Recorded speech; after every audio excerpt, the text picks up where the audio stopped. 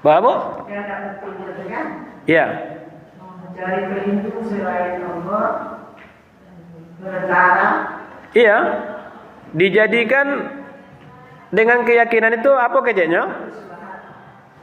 Bahwasanya orang-orang awak-awak awam itu tidak bisa awak langsung kepada Allah, harus mencari perantara.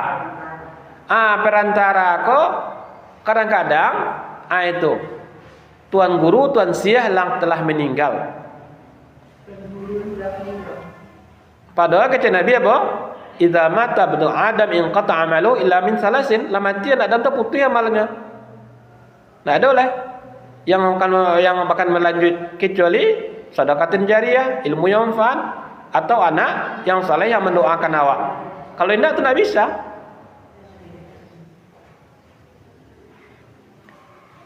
Kalau orang-orang di Arab jahiliyah dulu macam-macam menjadikan perantara. Ada gunung bisa jadi, ada batu-batuan. Ya, kalau awak jadikan itu sebagai ibadah, awak minta kayaknya, itu syiriknya syirik besar, bahaya tu. Tapi kalau sebagai perantara saja, nya tetap yakin kepada Allah, tentu kepada syirik kecil. Tapi tetap syirik. Itu. Jadi tetap itu perbuatan yang terlarang.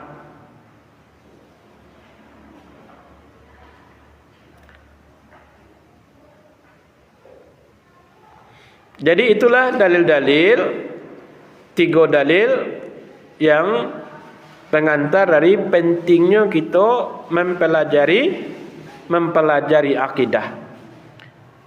Karena mempelajari akidah artinya mempelajari pondasi. Model awak bangun rumah, pondasi itu mana harus dikuatkan. Makanya Nabi SAW 13 tahun berdakwah di kota Makkah, itu adalah persoalan akidah. Keimanan kepada Allah, keimanan kepada hari akhirat, hari berbangkit.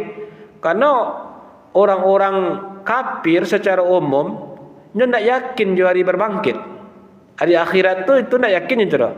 Makanya itu mana surat yang banyak turun di surah juz 30, di surat-surat pendek, menumbuhkan keyakinan yang kuat kepada hari akhirat.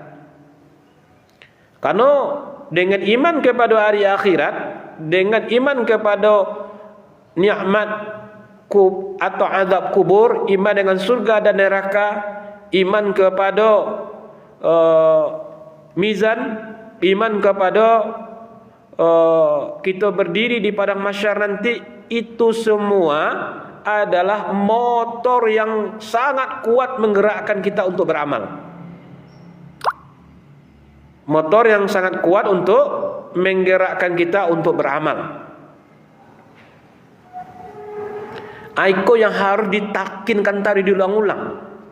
Karena kalau awak tidak fokus dengan akidah, awak gampang terbawa kepada hal-hal yang keduniaan. Tapi kalau fokus dengan akidah, semakin kuat. Apa tadi hasil kata akidah, Bu? Asal kata bahasa Arabnya tadi? Ikatan buhul. Itu. Jadi semakin kuat keyakinan awak, akidah awak, semakin taiki hati awak. Keyakinan awak, kepercayaan awak tidak ditembus oleh syak dan keraguan. Betul-betul iman yang taqwa, kepercayaan yang mantap tentang Allah, tentang malaikat, tentang kitab, tentang para rasul, hari akhir, rukun iman itu semuanya menumbuhkan keyakinan yang kuat kalau kita mempelajari akidah. Tapi sangat disayangkan di majlis-majlis akidah itu kadang-kadang tidak menarik, ibu-ibu. Tidak menarik. Ada bahkan kadang-kadang itu kalau mempelajari akidah kok macam-macamnya kecil orang bekotel. Kecil Wahabi lah, kecil aliran sesat lah. Padahal ikut pondasi yang sangat harus bersih. Karena kalau baca empu aja je syirik tadi sakete awak. Banyaknya amalan awak, banyaknya infak sedekah yang awak berikan, tapi awak bergelimbang dengan kesyirikan baru. Itu tentu bisa menghapuskan amalan-amalan tersebut, bisa menghilangkan kebaikan-kebaikan tersebut, dan melemahkan jiwa dan hati awak. Tapi kalau semakin awak fokus dengan akidah, semakin kuat keyakinan awak, kuat awak beramal, dan bulat keyakinan awak kepada Allah Subhanahu wa taala. Dan satu lagi dalil sebelum kita akhiri, karena guru kita sudah datang. Surah An-Nahl ayat 36. Surah An-Nahl ayat 36.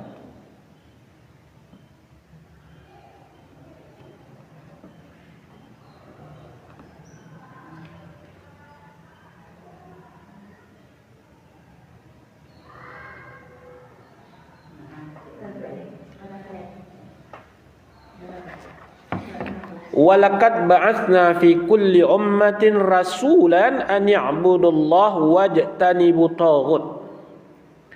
Dan sungguh kami mengutus pada setiap umat rasulan, seorang rasul yang tugasnya adalah an ya'budullah, mengajak manusia untuk beribadah kepada Allah, wajtanibu taghut, dan menjauhi taghut. Apa taghut, Bu?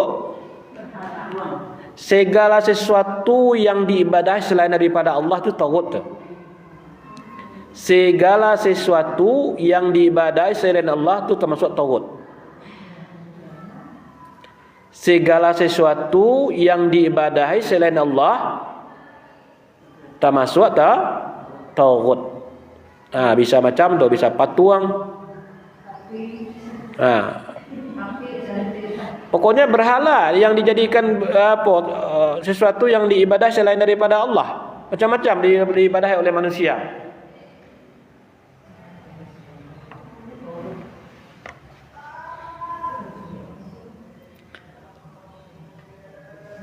Jadi tugas para nabi dan rasul yang diutus oleh Allah Subhanahu wa taala adalah an ya'budullah. Ibu, mengajak manusia untuk beribadah kepada Allah. Karena tugasnya kita manusia itu diciptakanlah untuk apa, Bu?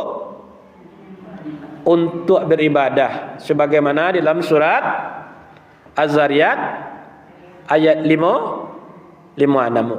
Wa ma khalaqtul jinna wal insa illa liya'budun. Dan tidaklah aku ciptakan jin dan manusia kecuali liya'budun. Itu ditafsirkan ulama tafsir, ay liya'buduni, ay artinya adalah liyuwahhidun, agar manusia mentauhidkan Allah Subhanahu wa taala.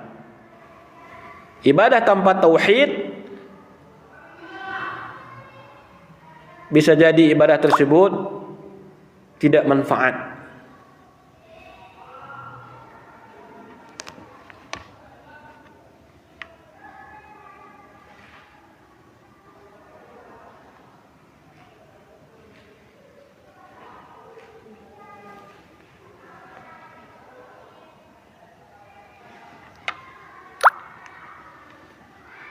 Itu pentingnya akidah ibu hadirin, ibu kami, bahwasanya kita dari waktu yang masih ada, kita betul-betul bersihkan akidah kau. Akidah kau sedikit umum daripada tauhid. Kalau tauhid agak terperinci, tapi akidah lebih umum, lebih luas. Perlunya kita senantiasa mendalaminya sehingga betul-betul keyakinan yang ada dalam diri awak, keimanan yang ada dalam keyakinan awak itu betul-betul mantap kepada Allah. Tak ada syak, tak ada keraguan. Tak ada, jangan ada yo ragu-ragu dengan subhat-subhat atau keraguan-keraguan yang ditimbulkan orang-orang di zaman-zaman fitnah seperti ini. Karena yang merusak akidah itu banyak. Dari orang-orang penyesat. Dan beko contohnya ibu-ibu kan. Ada dulu kan Lia Eden padusi jadi nabi. Banyak yang ikutnya. Coba itu kan lama mana akidah namanya. Iya. Iya. Jadi malaikat padusi jadi nabi. Itu kan parah mana akidah namanya. Atau macam-macam. Kini kau adalah petanggo fitrah sekete orang bantu Nabi Isa.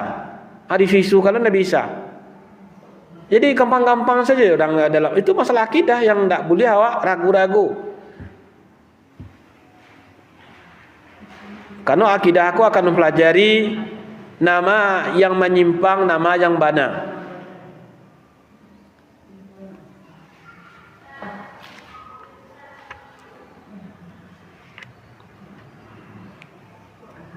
Itulah ibu-ibu kami yang hadir, bahwasanya pentingnya kita mempelajari akidah. Karena kalau rusak akidah awak, habis hancur ibadah awak. Atau awak nanti di akhirat kekal di dalam neraka, tidak akan keluar. Tapi kalau ibadah tidak rusak akidah awak, ibadah awak kurang-kurang, itu lebih baik. Akidah bertuah. Iku paralunya awak membarasihan keyakinan awak, keimanan awak di dalam kita beragama. Itulah ibu-ibu kami yang berbahagia, kaji kita tentang pengantar daripada pentingnya akidah Islamiyah. Semoga ilmu yang seketik kita pelajari menumbuhkan iman, menumbuhkan keyakinan, pemahaman yang benar kita. Dan semoga kita diberi hidayah dan taufik oleh Allah Subhanahu wa taala untuk senantiasa istiqamah di dalam mempelajari, mengamalkan dan mendakwahkan daripada ajaran Islam ini. Demikian saja, banyak maaf, billahi taufik wal hidayah. Subhanaka Allahumma wa bihamdika asyhadu an la ilaha illa anta astaghfiruka wa atubu ilaik. Assalamualaikum warahmatullahi wabarakatuh.